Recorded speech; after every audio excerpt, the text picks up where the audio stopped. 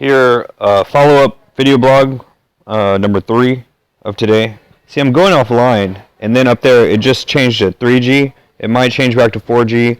The thing is, when there's some stuff in the news about 3G getting disabled, this phone is capable of both 4G LTE and 3G LTE. Before that, it was WiMAX. The original G was from 1980s with the first mobile phones. They weren't even called mobile phones. They were called something else.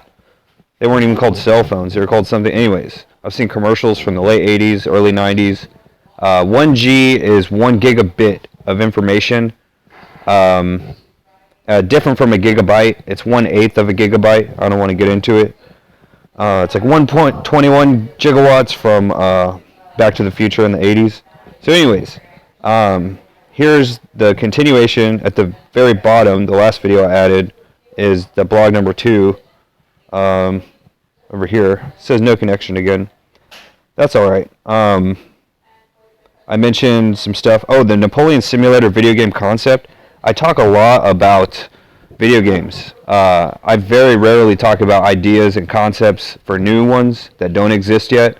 The idea of a simulator harkens back to the 1980s when they started making pilot simulators to train pilots, where they recreated the simulator and it has hydraulics that moves the whole, it's kind of like an old arcade racing game with a chair and the controls and everything, and the hydraulics move it up and down, and they recreate some pilots who have actually crashed, and they teach the pilots, kind of like a virtual driver's ed, how not to crash the plane when this type of thing happens. If it's very windy, when they're trying to take off or land, that's just there's so many things that happen. The most common are known, and they're put into this program. It's like a simulator for pilots in training. And very likewise, it'd be possible to do a driver's education simulator. The most common accidents that people are most likely to get into. Anyways, maybe just a top 5, a top 10 of the most collisions that happen and the reason. The one thing to remember is always keep distance. It's kind of like a social distance, but it's distance of cars in the front and the back and on the sides. And probably the most important in that, it would be the front. It would seem to novice drivers that the rear, it's like you have to keep someone from tailing you too close, but no, it's actually in the front is the first thing to keep most distance. Forward, and then backwards second, and then on the sides, that's the third. Anyways, priority. So, the idea of Napoleonic Wars simulator would be to, sort of like that movie Apollo 13, using technology that was only available then, publicly available, and recreating something like that Tom Cruise movie where it's called Operation Valkyrie, when the Germans themselves tried to assassinate the leader of the military during the Second World War.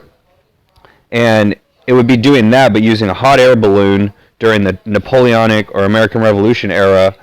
A hot air balloon plus if you've seen exercise bicycles attached to a propeller, and have 2 people in it. One is a bombardier, and the other is a pilot.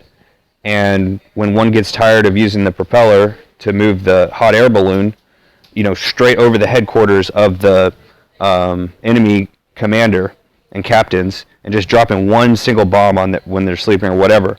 Anyways, that technology has been available for centuries or more.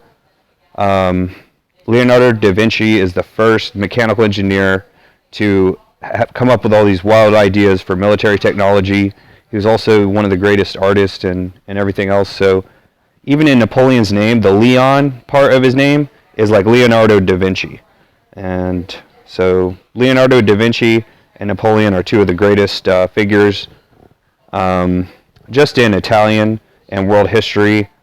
Not to mention, Amerigo Vespucci was only born like 2 years after Leonardo da Vinci in 1454. Meanwhile, Leonardo da Vinci was born in 1452, and like the Da Vinci part of my name, David, is, hearkening back to prehistoric times, BC times. Anyways, so what? It's not only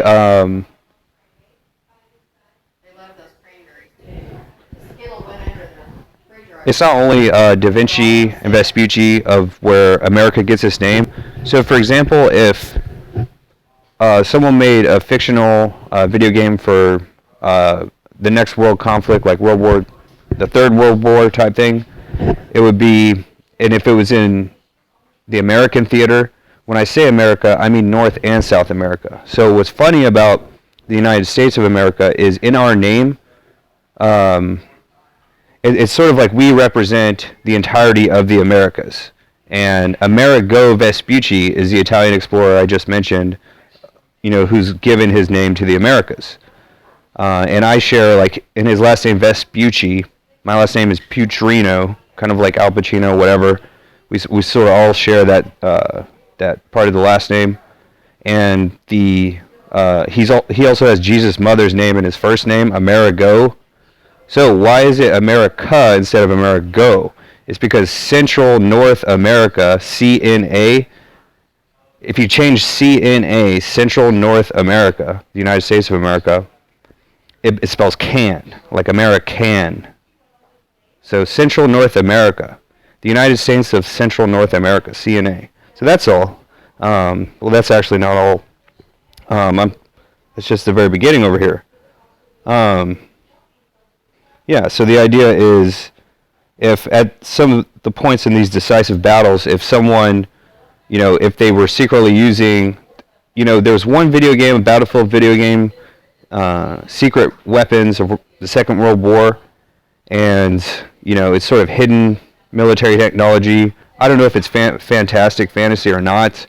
I do know that it would have been possible, using the technology only available at the time of the American Revolution and the Napoleonic Wars, to use these hot air balloons with a little wooden propeller that's hooked up to something like a bicycle, a bicycle, exercise bicycle, whatever, to navigate a bomber directly overhead. And it's sort of like the comparison I make in Call of Duty. Sometimes what guys do when their video clips go viral is they jump off a building and they spin around in a 360 as fast as possible, and they pop off one shot, and it's called a no scope with like a sniper rifle, and like the likelihood of them hitting something is like 1 in 10,000, but occasionally they do get a hit, and it might be like the final shot that wins the battle or whatever, and the shot hurt around the world or whatever. Anyways, that's sort of how it is with aerial bombing using planes. Even helicopters are difficult to hold steady up in the air compared to a hot air balloon. Anyways, it's very difficult. There's simulators, whatever you want to call it, video games to practice bombing runs. In my opinion, the greatest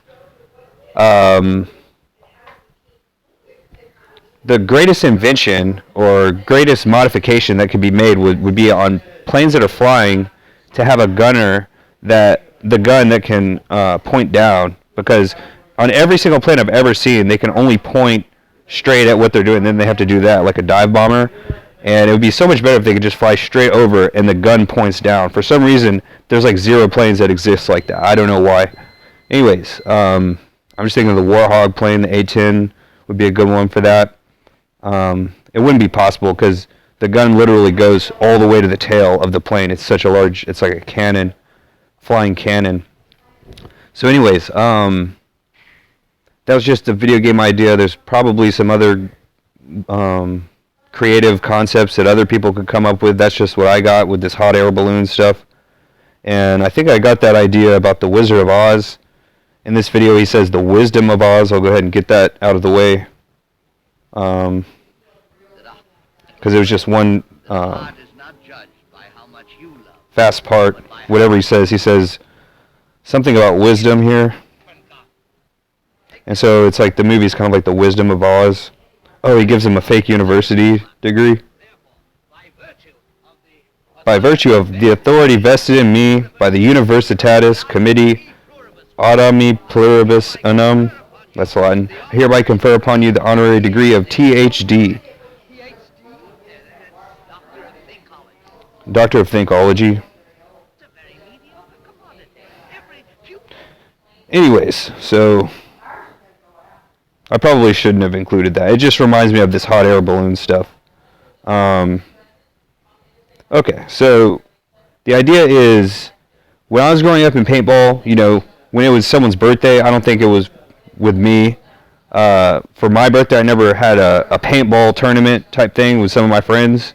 That does still sound appealing to me. You know, I just had a birthday on the 29th of January, and it's, you know, early February, and I'm thinking maybe I should set up a paintball tournament for my next birthday, but no, it's funny. I'm in my mid-30s now, so what we do instead, though, is we do a virtual tournament in Battlefield Bad Company. So it's a very similar concept to growing up as a teenager having these paintball tournaments for my birthday party or whatever, and instead of doing that, having the tournament in Battlefield or whatever, just with friends, you know, like 10 versus 10 or whatever, for a special occasion. It would probably only be possible to ever get like a 1 versus 1 on any other day. It's like, yo, it's my birthday, like whatever. So, growing up, the only technology was something called like a paint grenade. People are like, what the hell is this, a paint grenade? And I still remember what it looks like and stuff. The idea here is to use a ballistic shield, and here's the most advanced ballistic shield I think anyone's ever seen. A deployable ballistic barrier that will keep emergency personnel safe during a hostile situation. And so it can be carried like in a purse and just whipped out and folded, and it doesn't just cover the front. That's how normal ballistic shields just cover the front. This one goes on the sides too, but it still has the opening on the rear. Okay, I think I've shown enough there. Here is the video I mentioned that I made, and it is demonstrating the ballistic shield. It's kind of a way to troll in the video game. Normally in these FPS games, I just had pulled out the ballistic shield there. It says for law enforcement and military personnel only. And so I'm trolling. That's the enemy. He doesn't know what to do. I'm not. It's sort of like a Gandhi thing. It's like the tool. It should be called the Gandhi. So here's the guy. He doesn't know what to do. He's just pointing. Now he's shooting at someone else because there's nothing he could do there. And yeah. So that's the ballistic shield. I'm sure there's more in this video. It's almost more fun than playing the game than the game normally how it's played. You know, there's everything in here. Helicopters, all type of things. And then what's funny is like the most low-level technology is just using this ballistic shield and just going out in the middle of the field, of the battlefield, and just putting up the ballistic shield and just sitting there and drawing a bunch of attention and making a distraction, drawing enemy fire, allowing the other team to advance. So it would really turn the tables on some paintball stuff. For some reason, I was just thinking about the last paintball tournament I was involved in. It was just a recreational thing. It's like Parks and Recreation thing. It's a combat sport. They have parks for it. It changed from paintball to airsoft, and I've never done this airsoft. I've heard about it. Anyways, paintball uses air, compressed air, CO2, carbon dioxide, and you know, it's sort of expensive. It costs about $100 per day, whatever, of play. You know, maybe $100 per round to really, you know, have high quality stuff. But the thing is that this ballistic shield wouldn't cost really anything. So, just for the heck of it, I added this one to watch later. I don't know. It says, why do real military combat troops, why don't they use ballistic shields? And you know, that's a good question. Why don't planes that are bombers have, and even gunning planes, have guns that can point like in any direction, especially down? That would be the easiest way to just go in a circle like this over a city or whatever, enemy encampment, whatever it may be? That's a good question. And so the thing is that, sort of like with laser tag, video games, and paintball, they're kind of like pilot simulators for people who are going to be future pilots. Like they might study aerospace engineering at a nice university, get the engineering degree, do the simulator, and then they're all set to be a commercial pilot, whatever, personal, private pilot, even in the Air Force, whatever. So those are the three things to be educated on for a pilot. There's not really a similar thing for military and police personnel. There's no training simulators except for laser tag, paintball, and Call of Duty.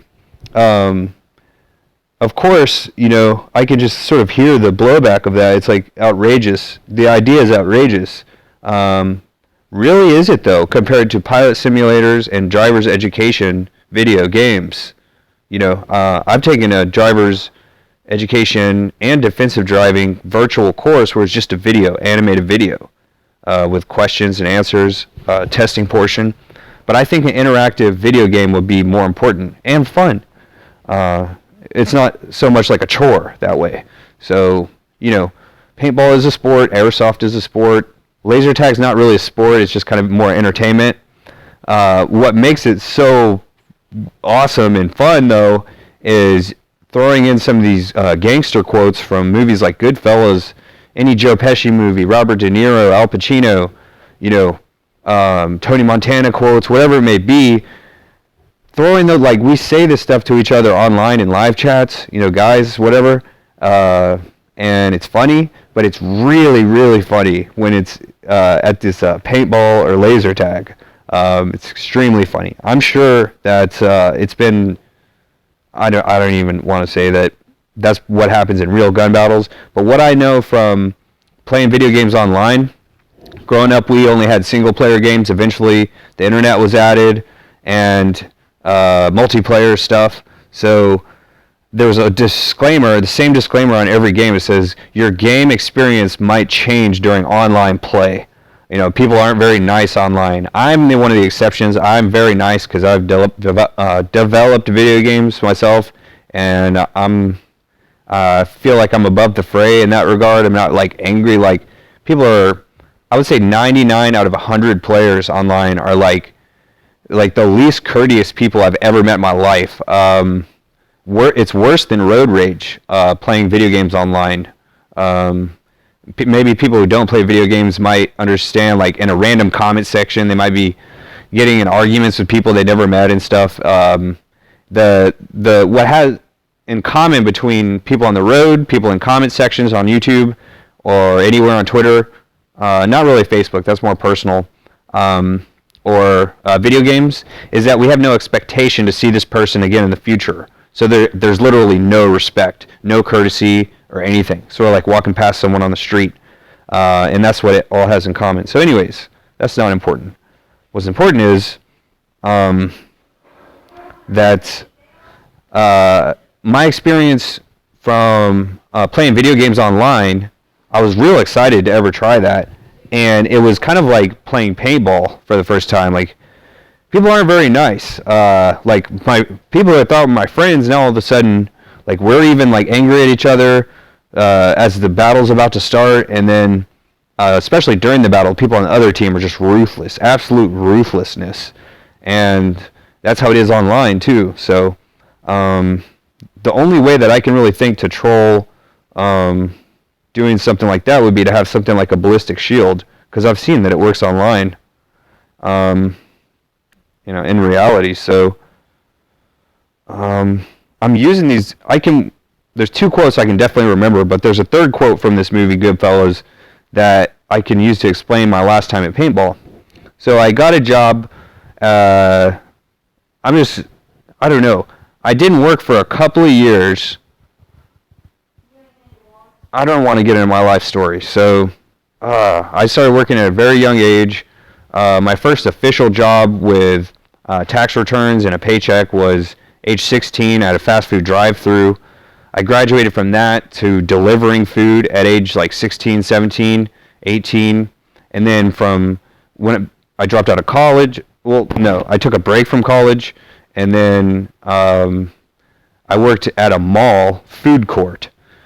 And anyway, so with the money of that in 2010, I didn't really do anything with the money except for, I remember that was when I started saving up for a motorcycle. Anyways, before that, I had my last experience with paintball. The course was different. They had something called speedball, I think. I think this was called speedball. I don't know. And the course is something more like a close quarters Call of Duty map, compared to the courses before were very large and a large forest that's very wide. And this one is like a close quarters, narrow.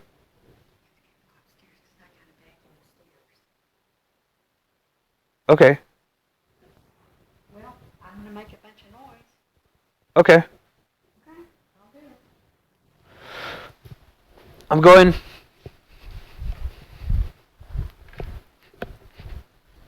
I can't pause it.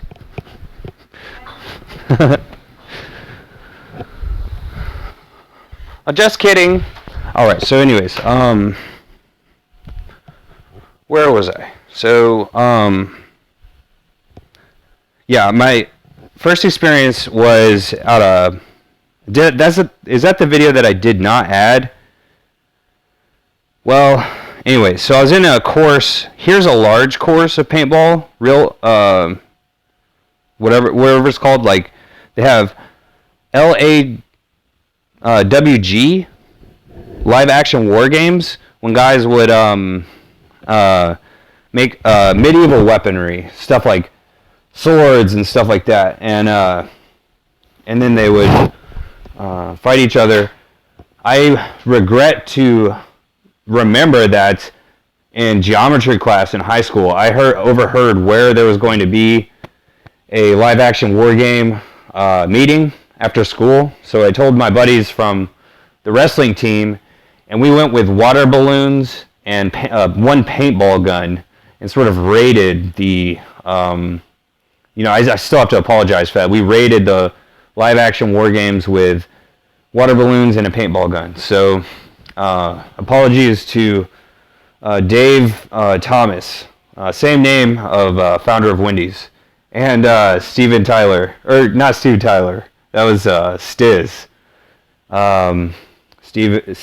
Stephen Vaughn, like Stevie Ray Vaughan. So I'll tag you guys or post your Facebook profiles, whatever. Those are some unbelievable names from high school. Anyways, okay, so during this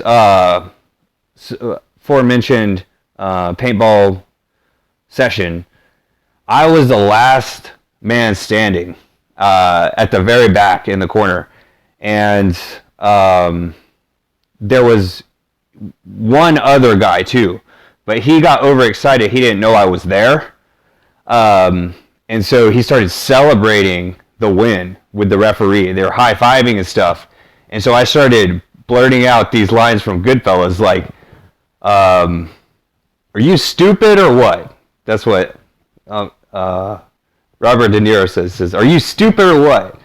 And then the guy like looked after he was high-fiving, thinking he'd won. He was right out in the open, not hiding behind anything. I go, "Are you stupid or what?" When I noticed that he thought he had won, and then what Joe Pesci says during the spider scene at the poker table, he says, "What am I on your pay no mind list?" And that's what I do with my watch later list. It's like the pay no mind list. So there was even a third quote, like his character Tommy Two Guns, Thomas D. Simone is the real guy that his character is based on right here. Joe Pesci. Joe Pesci is less than 5.5 feet tall. In real life, though, Tommy D. Simone was like 6.5 feet tall. So that was something like this type of course, like a close quarters urban combat. Not a whole lot of visibility, and very tight and constricted, narrow course compared to something like this that is more realistic and open. of a forest, and I'm just astounded that they have this video camera technology. So here's like when the referee shows up, like I said. The referee's just kind of running around. The guy in the orange, he's talking to him. So that's the type of thing that happens. And so here he has this is a dual camera. That's one pointing back and the other one's pointing forward. And it looks just like in a video game. I was kind of astounded to see this right here. Yeah, so that's rather astounding, I would say. So here's just a normal piece of cover that might be seen. The idea is with the Ballistic Shield is that it's mobile and it can be carried, especially the folding origami. So, so what? One more thing, one more concept. So, I think people don't see the benefit of having a drone or radio-controlled soldier is that because it's a robot, one person can control the feet and the other person can be the gunner. So one person can be the pilot and focus all of the 100% of his attention on the positioning of the drone, whether it be on the ground or in the air. One can be the pilot and the other person can be the weaponer, the gunner. And that's how it is in real life. You know, they have bombardiers and in the Apache helicopter, for example, there's a pilot and a gunner. And the way that their headset works is they don't even use their hands. The gunner uses his head to like control the stuff. And I'm sure they could add in voice instructions. Anyways, okay, so I had mentioned this in Gunner's live chat. I think at some point they were talking about combat sports. And so I mentioned paintball because for whatever reason I was watching paintball and I was remembering. So I had only told the story though of I played like 2 sessions of paintball with my money that I earned from working at a food court at a mall in 2010. And they might be 2 different times in 2 different places, but I told that one story. So the next time that this happened, you know, the one final shootout after I said those quotes, I said, number 1, are you stupid or what? And then it kind of got the guy's attention. He didn't realize there's still one extra guy on the other team. That was me. And then he looked at me and I said, what am I on your pay no mind list? And those are both from Goodfellas movie quotes. Anyway, so the next time I was playing, before the game started, it was like there was some like, you know, elementary birthday party there. And then it was just me, and so I was like a team captain, and then 4 Jeeps rolled up, and 4 guys from the National Guard or the Army, like real guys, got out with in full camo gear, kind of like video gamers versus real soldiers challenge. And so I sort of, when we were divvying up the teams, they made me team captain, and I was with all in the elementary party, and versus the 4 real soldiers. So what I did intentionally after what had happened, and I was too quiet, the guy didn't even notice that he didn't know that he'd won or not or whatever. I made sure this time it was like Colonel Custer, final stand. I was hollering like from the beginning all the way to the end, and the guys on the other team, the Army guys, were just quiet, laying down in the grass, not making any noise. I was just yelling at my teammates the whole time. Flank around the left, flank around the right, you know, straight up the gut, like holler when you see them and stuff, like trying to hold down the base because it was capture the flag. And so I was in the back, sort of like Colonel Custer's last stand, and I can't really remember how it went down. It's, you know, pretty vivid in my memory. You know, I think it came down to a final shootout between one of the soldiers and me, and one person's gun got hit, and that was the end of it. But that was really fun. I was like, you know what, that was so awesome that I don't know if I could ever top that. So I gave up at that point, and then I bought a motorcycle. And that can be seen on like the earliest video on my channel over here. Anyways, So, okay, so, well, yeah, so, this interview on 2020 ABC Nightline, I had just found earlier that day. This was just a couple of days ago, Wednesday, I think. And what? Okay, so there's a funny part of the interview where Diane Sawyer, she sort of reminds me of Michelle Pfeiffer in Coolio's Gangster Paradise music video. How Coolio sits down and he sort of is being interviewed by Michelle Pfeiffer. She's like, tell me what this is about. And then he starts saying Gangster Paradise lyrics. That movie was something, Dangerous Minds is the name of that movie, where she's the teacher of like a high school. Anyways, that's what that reminded me of. And I started cracking up laughing when I saw this. I really honestly thought this would be news to them. And it turns out that Don Mazza was actually in this interview. Apparently it's on Hulu. It's hard to find. They were like, yeah, we know about it. We already saw it. I had just found it in my YouTube recommended feed like an hour before that. Anyways, I don't know if I'll add that to this list or what. It's just funny. Diane Sawyer's like, wouldn't you ever say no when they asked you to attempt murder Sam the Bull? And he was like, no. But what's funny is it looked like it was edited. It looks like there was like a lot, like he was talking for a minute and then they cut that out to him just saying no. And what's funny is that's how he replied, because it's in his name. No. Gravon, no. Like Grave, no. And also my last name, Patrine, no. Or Bana, no.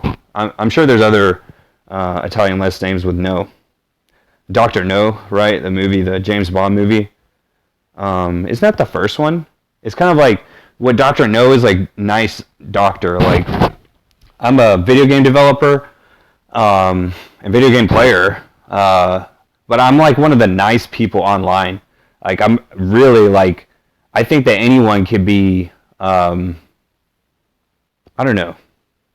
I just wouldn't ever overlook anyone, is just my opinion. So it's kind of like Dr. No is kind of like the nice doctor versus a mean doctor. Yeah, and I have this drones thing here because the idea of having a pilot and a gunner that controls a drone. My dad was telling me some investment opportunity or a company to get with. It was showing the security drones that sort of roll around and guard like a campus or any building, whatever. And I was trying to explain to him the idea of a drone. The technology is there for one person to control the positioning and the movement and pilot it, and the other person controls the upper part of it, like the technology of it. So, okay, so the first part was an interview with Don Mazza, and the second part was with Colin Custer. That's why I called him Colin Custer. And since, I don't know, since my last paintball stuff, doing that, reenacting Colonel Custer's final stand, they made a paintball gun named the Custer. It's pretty awesome. I guess I could add it over here. But at some point I bring up paintball because we're talking about combat sports. Maybe I can pull up the live chat. Yeah, I think I showed every portion of every video except for this one.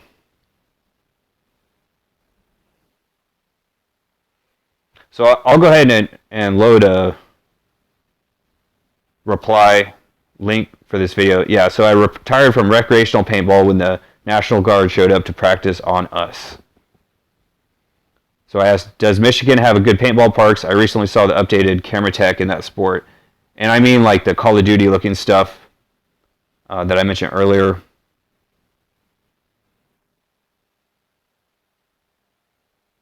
Yeah, so at some point in this video, we started talking about a paintball park. Laser tag plus Joe Pesci quotes. It's like you can play paintball for like $15 or laser tag for like $10, But if you want to be saying like Joe Pesci and De Niro quotes from Goodfellas, you have to pay like an extra 20. And anyway, so that's all. Maybe there was a few things that few extra videos I have to add. So that's all.